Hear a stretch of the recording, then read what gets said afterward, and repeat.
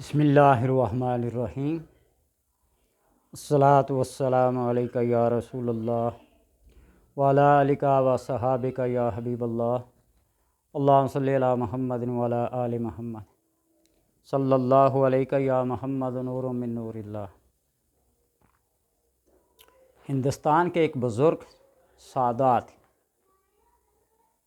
سید رضا علی، جو وہاں کے MLA بھی رہے ہیں اور آج کل ان کا خاندان برطانیہ میں مقیم ہے، وہ اپنی آپ بیتی میں لکھتے ہیں کہ ہندوستان میں سادات کو میراں کا نام دیا جاتا، میراں،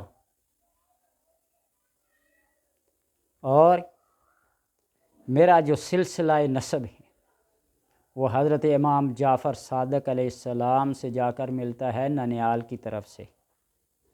ان کا یہ معمول تھا کہ وہ محرم الحرام میں شہید کربلا حضرت امام حسین علیہ السلام کی مجالس منعقد کرتے اور محرم میں ہی میلاد النبی صلی اللہ علیہ وسلم کی محافل کا انعقاد ہوتا، اور ان میں حضرت ابو بکر صدیق، حضرت عمر، حضرت عثمان اور حضرت علی رضی اللہ رضوان اللہ تعالی علیہم اجمعین کا بھی ذکر ہوتا، اور یہ نانا کے نام سے مشہور ہوئے۔ ان کا یہ معمول تھا کہ ان کے پاس جو بھی کوئی شخص آتا، کسی بھی مرض میں مبتلا ہوتا، خصوصاً سانپ یا بچھو کا کاٹا ہوا یا کسی اور مرض میں مبتلا ہوتا، تو وہ مسواک کو لے کر گھماتے اور پوچھتے جاتے کہ کہاں درد ہے۔ مریض کہتا دائیں بائیں اوپر نیچے، وہ درد چلتا جب تک ختم نہیں ہوتا تھا وہ دم کرتے رہتے اور مسواک کو گھماتے رہتے۔ پڑھتے کیا تھے؟ اسأل اللہ لنا ولکم العافیۃ بحق ابو بکر صدیق رضی اللہ تعالی عنہ، درد غائب ہو جاتا۔ اور انہی سے یہ روایت ہے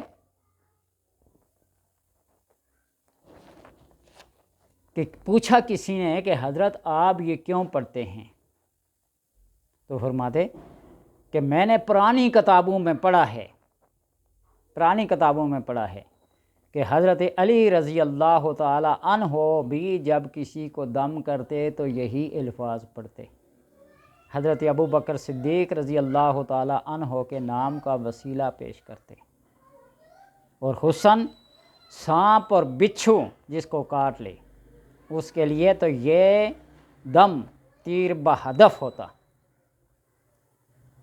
اس کی وجہ بیان فرماتے ہیں کہ غارِ ثور میں جب آپ صلی اللہ علیہ وسلم کے ساتھ داخل ہوئے تو ابو بکر صدیق رضی اللہ تعالیٰ عنہ نے عرض کیا کہ پہلے مجھے داخل ہونے دے، میں صفائی وغیرہ کر رہا ہوں، اور اپنی چادر کو پھاڑ پھاڑ کر ان سوراخوں کو بند کر رہے تھے۔ جس طرح روایات میں ہے، ہم کون سا پاس بیٹھے ہوئے تھے، کوئی اس کو مانے یا نہ مانے، کسی کے ماننے یا نہ ماننے سے یہ بات غلط ہو نہیں سکتی، سچ ہے تو سچ ہی رہے گا۔ ایک سوراخ رہ گیا جس کے اوپر آپ نے اپنی ایڑی رکھ دی تھی، حضرت ابو بکر صدیق رضی اللہ تعالیٰ عنہ نے۔ اس سانپ نے ڈس لیا، وہ سانپ جو کئی سالوں سے، ہزار سالوں سے آپ صلی اللہ علیہ وسلم کے دیدار کا مشتاق تھا، مجبوراً اس نے بھی دیدار کے لیے ابو بکر کی ایڑی میں کیا کر دیا؟ ڈنگ مار دیا۔ آپ صلی اللہ علیہ وسلم فرمایا ما یبکی کا یا ابا بکر، بکر کس چیز نے رلایا تمہیں؟ تو عرض کی یا رسول اللہ ایسے ہی کسی چیز نے ڈنگ مار لیا، آپ نے اپنے لاب دہن وہاں لگایا، ٹھیک ہو گیا۔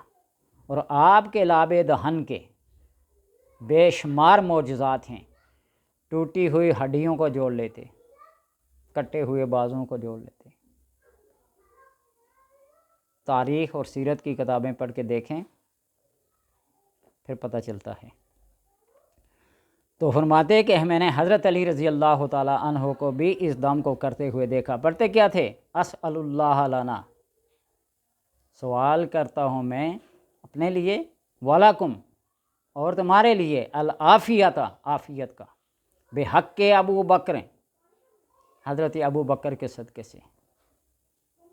جو کسی کا وسیلہ دے کر، کسی کا واسطہ دے کر مانگتا ہے نا، تو اللہ تبارک و تعالیٰ اس کے صدقے سے، اس کے وسیلے سے عطا کرتا ہے۔ الہی بحق بنی فاطمہ، شیخ سعدی سے پوچھ لینا۔ کتنے بار حضرت ابو طالب آپ صلی اللہ علیہ وسلم کو وسیلہ بنا کر بارش کی دعائیں کی۔ اللہ نے بعض لوگوں کو ایسے رکھا ہوا ہے نا، سلیکٹڈ قسم کے لوگ، پہلے دن سے وہ اللہ کی نظر میں برگزیدہ اور عزت والے ہیں۔ ان کے نام سے جب مانگا جاتا ہے تو اللہ تبارک و تعالیٰ عطا کرتا ہے۔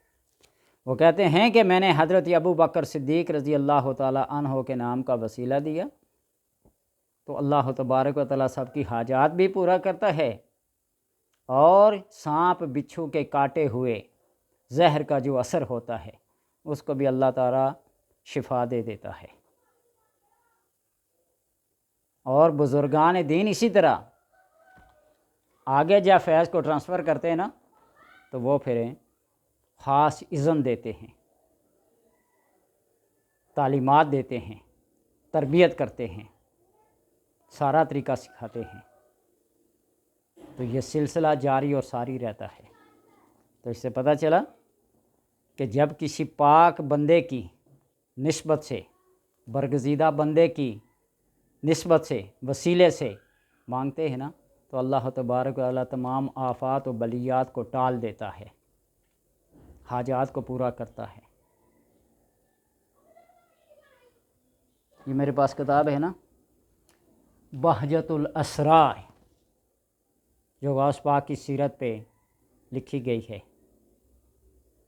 تو غوث پاک نے فرمایا نا، میرا مرید اگر مشرق میں ہو اور میں مغرب میں ہوں تو مجھے پکارے تو میں اس کی مدد کو پہنچتا ہوں۔